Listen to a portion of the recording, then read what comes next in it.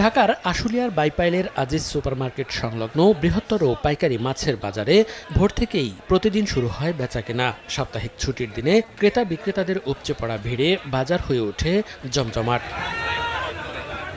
তবে শুক্রবার চাহিদার তুলনায় মাছের সরবরাহ কম। এতে গত সপ্তাহের তুলনায় বেশিরভাগ প্রজাতির মাছের দাম কেজি প্রতি বেড়েছে ২০ থেকে ৩০ টাকা। রুই মাছ আছে ৩৫০ টাকা, ইলিশ মাছ ১২০০ টাকা, শিং মাছ আছে ৪০০ টাকা, ৫০০ টাকা। ঝুরা মাছগুলো আছে বাটা মাছ আর তেলাপিয়া মাছের দামটা বর্তমানে একটু বেশি। এদিকে সপ্তাহ ব্যবধানে বর্ষাকালীন সবজির সরবরাহ বেড়েছে মানিকগঞ্জের ভাটবাউর সবজির আড়তে। এতে প্রতি কেজিতে দাম কমেছে ৪ থেকে ৫ টাকা পর্যন্ত। ক্রেতাদের কিছুটা স্বস্তি ফিরলেও উৎপাদন খরচ তুলতে হিমশিম খাচ্ছেন বলে দাবি কৃষকের। আগের থেকে এই সপ্তাহে দাম আরো কম, এই কাস্টমার নিবারই চায় না, সস্তা।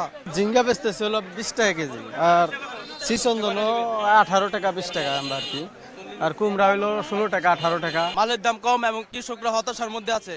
সারের দাম বেশি তো এজন্য কৃষকরা অনেক ক্ষতিগ্রস্ত। মানিকগঞ্জের এই পাইকারি বাজারে প্রতিদিন সবজি বিক্রি করে কোটি টাকার বেশি লেনদেন করেন ক্রেতা বিক্রেতারা। মনিরুজ্জামান প্রান্ত, সময় সংবাদ।